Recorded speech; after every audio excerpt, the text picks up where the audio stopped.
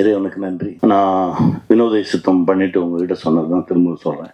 காலம், நம்ம எதுக்கு வேணாலும் ஆசைப்படலாம்.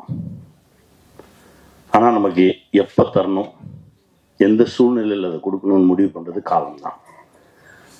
ஏன்னா கடந்த ஒரு வாரமாக பயணங்கள் இருக்கும்போது எல்லாமே ஃப்ளைட் லேட்டாகவே இருந்தது. இன்னைக்கு மட்டும்தான் நான் வேணும், ஒன்றும் இல்லை. ஏன்னா காலதாமதம் ஆயிடக்கூடாது, சரியாக போயிடணும், சரியான நேரத்துக்கு போய் நிற்கணும் அப்படின்றதுக்காக வேணும். இன்னைக்கு கரெக்ட் டைமில் எடுத்துட்டாங்க. ஒரு சில நேரத்தில் நம்ம போகும்போது எல்லா டிராஃபிக் லைட்டுமே வந்து க்ரீனில் இருக்கும். அது எல்லாமே காலம்தான், காலம் முடிவு பண்ணுறது தான். இதை நான் ரொம்ப நம்புகிறேன், இந்த நொடி வரைக்கும் நம்புகிறேன். ஏன்னா பல எதிர்பாராத அதிர்ச்சிகளையும் ஆச்சரியங்களையும் நமக்கு காலம் கொடுத்துக்கிட்டே இருக்கு. ரொம்ப சந்தோஷமா இருக்கு இந்த நிகழ்வு. ஒரு இயக்குனருடைய 3 படைப்புகளை பார்த்தா போதும் அந்த இயக்குனருடைய கேரக்டர் தெரியும்னு சொல்லுவாங்க. அது இயக்குனருக்கு மட்டும் இல்லை, தயாரிப்பாளருக்கும் பொருந்தும் நான் நினைக்கிறேன். அப்படிதான் நான் என் தம்பி சுரேஷை பார்க்குறேன். அவர் எடுத்திருக்க திரைப்படங்களை எடுத்து பார்க்கும்போதே அவர் யாருன்னு நமக்கு தெரிஞ்சது. அவரோட பயணம் பண்ணணும்னு ஒரு ஆசை இருந்தது. அந்த மேடையில் தியாகு சாரை பார்த்தோன்னே இன்னும் கூடுதல் சந்தோஷம். யார் யாரோட சேரணும்னு ஒன்று இருக்குல்ல, ரொம்ப மகிழ்ச்சி சார், ரொம்ப சந்தோஷமா.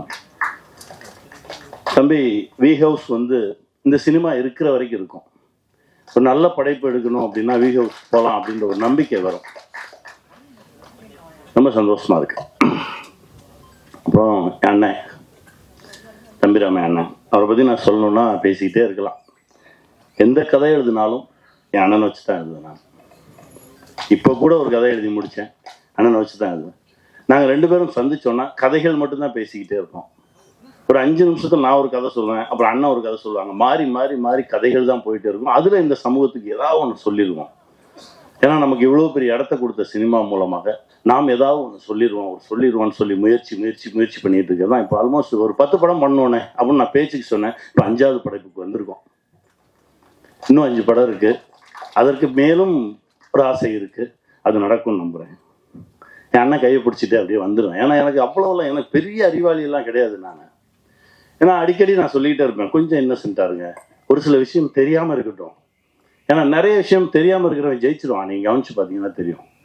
எனக்கு எல்லாம் தெரியும்னு சொல்லுவோம் தான் மாட்டிட்டு எங்கேயா முடிச்சு நின்றுட்டு இருப்போம்.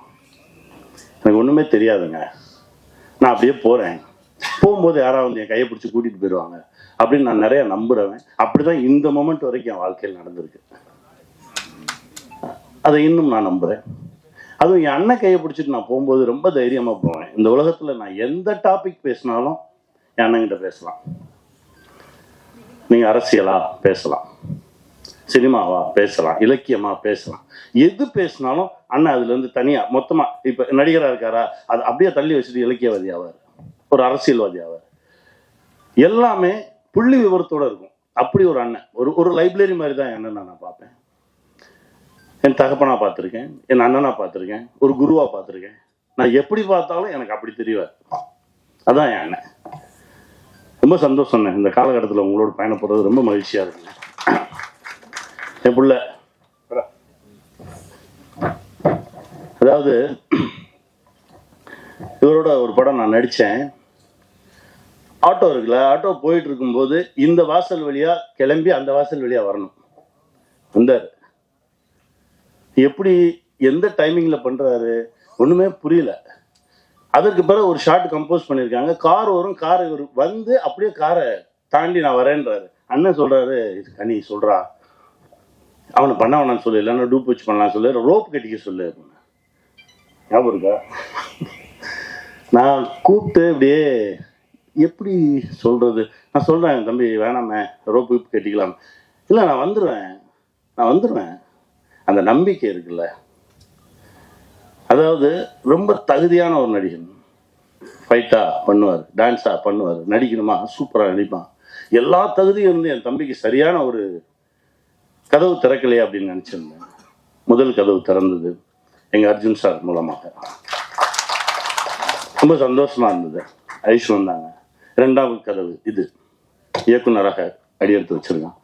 இதற்கு பிறகு நான் தான் சொல்லிக்கிட்டே இருப்பேன், பார்க்கும்போதெல்லாம் சொல்லேன், நீயே எழுது, உன்னுடைய ப்ளஸ் என்ன, உன்னுடைய மைனஸ் என்ன ஒதுக்கி வச்சுது, உன்னுடைய ப்ளஸ்ஸை வச்சு எழுது, கூடவே நிற்கிறேன், எடுப்போம், நம்முடைய எல்லா தகுதிகளையும் வச்சு சரியான ஒரு படைப்பை கொடுப்போம். அடுத்த படைப்பு அதுவாக இருக்கணும்னு நான் ஆசைப்படுறேன். செய்வோம். ஏன்னா அவருடைய உழைப்புக்கும் ஒழுக்கத்துக்கும் இன்னும் பெரிய பெரிய தளங்களில் என் தம்பி வந்து நிற்பான். கூடவே நானும் நிற்பேன். வாழ்த்துக்கிறேன் தம்பி. ராஜா கிளி எங்கள் அண்ணன் பல முறை பேசும்போது பல கதைகள் சொல்லியிருக்கேன்னு சொல்லல, அந்த மாதிரி இது ஒரு கதை. நிறைய நிஜங்கள் பேசக்கூடிய ஒரு கதை. நான் சொல்ற மாதிரி தான் ஒரு காலம் மனிதனை எங்கெல்லாம் கொண்டு போய் நிறுத்துது. நீங்க எவ்வளவு நல்லவங்களா வேணாலும் இருங்க, ஆனால் இந்த உலகத்திலிருந்து தப்பிச்சு போயிடவே முடியாது. என் நண்பன் தாமிரா ஒரு கவிதை எழுதினான், இந்த உலகில் இருந்து யாரும் அவ்வளவு எளிதில் தப்பி சென்று விட முடியாது. நீ பதில் சொல்லிட்டு தான் போகணும். அப்படிதான் இந்த கதை. இவ்வளவு சொன்ன போதும் இல்லைன்னே, இதுக்கு மேலே பேசலாம். இதுதான் காலத்துக்கிட்ட பதில் சொல்லாமல் யாருமே தப்பிச்சு போயிட முடியாது. ஒரு காலம் நம்மளை எங்கெல்லாம் கொண்டு போய் நிறுத்தும். அதனால முடிஞ்ச வரைக்கும் உண்மையா இருந்துருங்க, எளிமையா இருந்துருங்க. காலம் நம்மளை கைப்பிடித்து தூக்கி செல்லும். வெல்வோம். வாழ்த்துக்கள்.